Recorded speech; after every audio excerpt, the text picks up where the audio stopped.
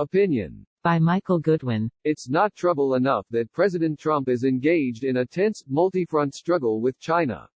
He also must guard his back from attacks by elements of the American media. Tuesday provided a memorable example. With a World Health Organization meeting dominated by the coronavirus, a spokesman for China's foreign ministry issued a belligerent, threatening statement. The spokesman, Zhao Lijian, told reporters in Beijing, "The United States has made a miscalculation and found the wrong target when it picks on China, shirks its responsibilities and bargains on how to fulfill its international obligations to the World Health Organization." In its report of those remarks, the New York Times used this headline, "China hits back, in words and aid pledges, as America goes at it alone." It went on to accuse Trump of threatening isolationism. See, China hits back means America started it. And isolationism suggests it's the U.S. against the world, when, in fact, 122 nations favored a probe into the Chinese origins of the virus and its human-to-human transmission. Even conceding the American media's hatred of Trump, you might assume the deaths and devastation caused by the coronavirus would at least lead them to view China's denials of any wrongdoing with suspicion. If you made that assumption, you would be naive and wrong. For the left, Trump and America are to blame. That's where they begin and that's where they end. William Safire, the late great Times columnist, labeled those who engage in national self-hating as "blame America firsters." I can only imagine what Safire, a staunch anti-communist, would think as his former employer leads the pack to undercut an American president in a battle with the ruling Chinese Communist Party.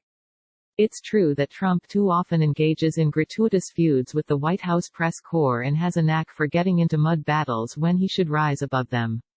One effect of those seemingly endless skirmishes is that the public gets weary and tunes out the very important battles Trump is fighting. None is more critical for our nation's security than his willingness to confront China, despite media backstabbing. No other living Republican would dare to face off with China if it meant also standing up to the Times, The Washington Post, CNN and the establishment of both parties. If anyone else were president, China would not have renegotiated the trade deals and it would get away with causing the most deadly pandemic in a century. And were it not for Trump, the WHO still would be a revered institution instead of being unmasked as China's gaffer. Indeed, it is only the United States leadership, and that means Trump, that gives all those other countries the backbone even to demand an investigation.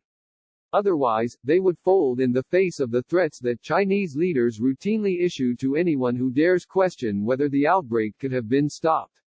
In that context, Trump's Monday letter to the UN Health Organization lays out a compelling timeline not only of China's attempts to silence its own scientists, but also of the complicity of WHO officials. The two worked with one goal, to absolve China and protect its reputation.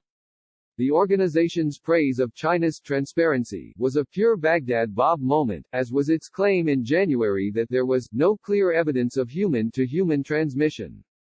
Only instead of laughs, those and other false and misleading claims gave the killer virus a head start on its global march. At least 321,000 people have died so far, more than 91,000 of them in the United States. And the world economy is smoking rubble.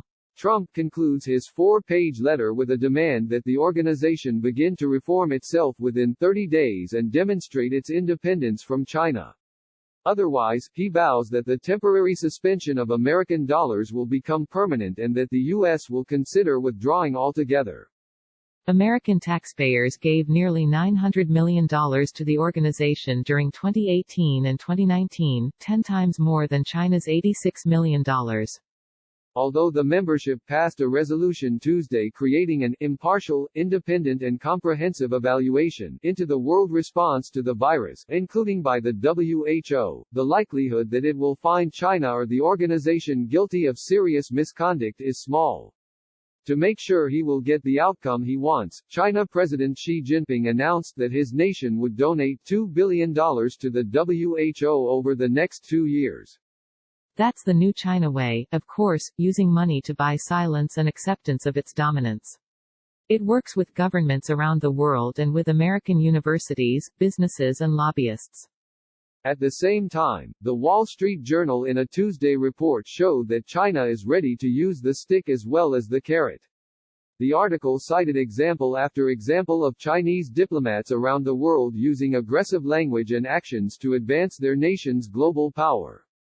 The journal called them wolf warrior diplomats who have thrown off polite habits and routinely engage in public spats with political leaders over even minor issues. The pandemic has been a sore spot in numerous places, and the paper reports that the Chinese embassy in Venezuela berated local lawmakers who called it the China coronavirus. The embassy said the Venezuelans were suffering from a political virus, and advised them to wear the masks and shut up. This is the China America must contend with. Thankfully, Trump is hellbent on doing it, even as our nation's media elites are determined to undercut him. Biden's own no vote. William Keegan points out that Joe Biden has created a catch-22 for himself, writing, through his muddled thinking, he has told us not to vote for him. He stated that all women should be believed. Tara Reid is a woman, therefore, she should be believed when she says he assaulted her. He goes on to tell us that if we believe Tara Reid, which we must, he said, then we should not vote for him. Left with no defense. Reader Harold Thurer can't believe his eyes and ears, writing, I think I woke up in an alternate universe.